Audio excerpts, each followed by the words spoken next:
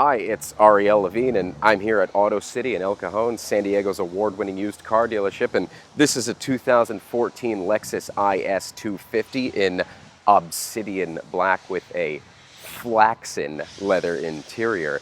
This car has just about 27,000 miles on it. You know, I got to film one of these Lexus IS 250s a few months ago. It was a white one with a black leather interior, and I immediately fell in love with how comfortable it was, how solid and ergonomic the driver position was. But I didn't actually get a chance to take it out on the open road and give it a proper test drive. So I'm going to do that with this one. I'm going to take it out, I'm going to see how it handles in different driving environments and compare it to, say, a BMW 3 Series.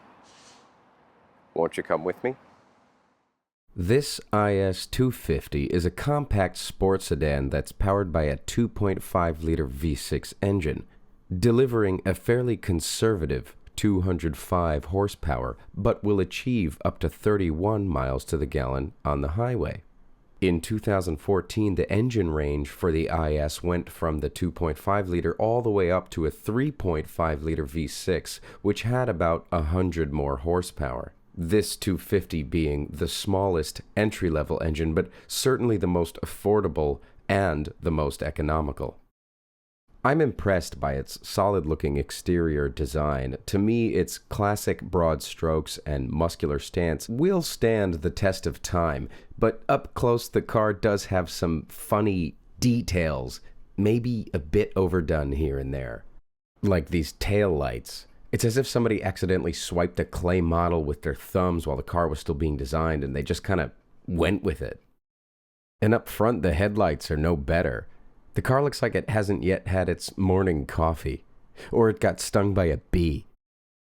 However, get into the cockpit and all is forgiven, 'cause this is one of the best interiors in the business. Flaxen leather and all, which is perforated, by the way, to make way for airflow on its air-conditioned seats.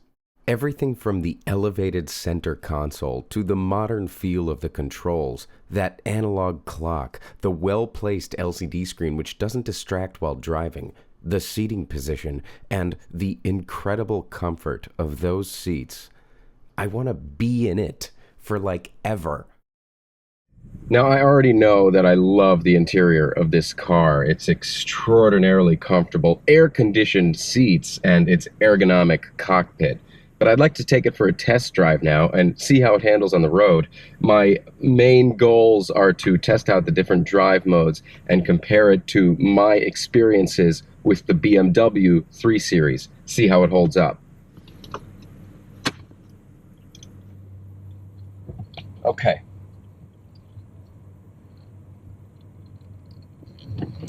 Right now we are just in normal drive mode. No eco things on, and we're just heading down the road.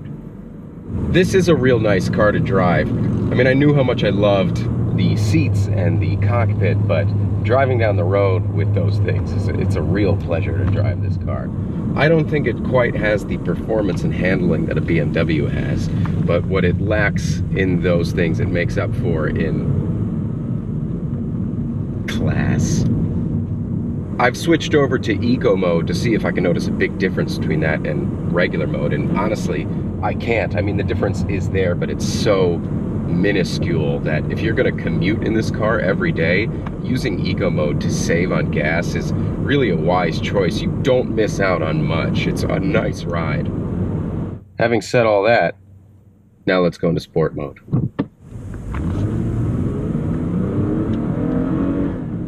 Okay, so sport mode does give the car a little bit more of an untamed feel, but it doesn't really do much in the way of acceleration. You are going to have a lot more fun at low speeds, but you're not going to be breaking any 0 to 60 records in this car.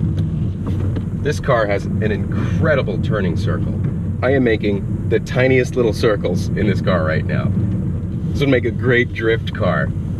I gotta say though, I really do enjoy sitting in and driving this car. I always boast about BMW's driver-oriented controls. Well, this center console just takes the cake, man. I mean, it has your arm in the perfect position. It makes you want to use the dual clutch transmission in this car.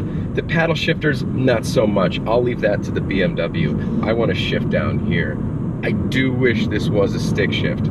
It's not, but this system's pretty fun. Something I think a lot of modern car manufacturers overlook these days is pedal feel, and I happen to think it's really integral to the driving experience.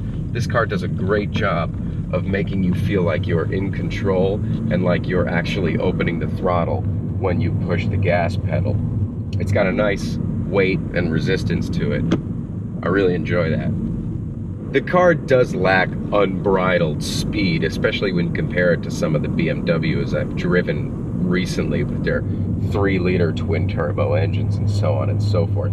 This has a more conservative 2.5-liter engine. It doesn't necessarily want to eat up the road. It kind of wants to be friends with it. It wants to gently pat the back of the road's head and tell it everything's going to be okay.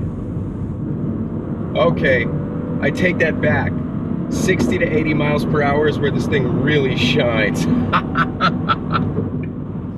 Well, I was pleased. This car is exactly what I expected it to be. There are certain things about it that it does so much better than the BMW, and certain things it does not.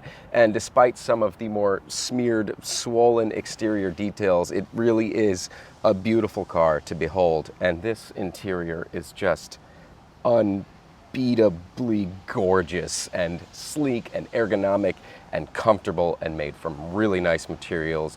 It is a nice place to be. We do get a lot of these Lexus IS 250s on our lot, so if you're interested in coming to take a look, come see us in El Cajon or visit us online at goautocity.com. From Auto City in San Diego, California, this is Ariel Levine. Thank you so much for watching.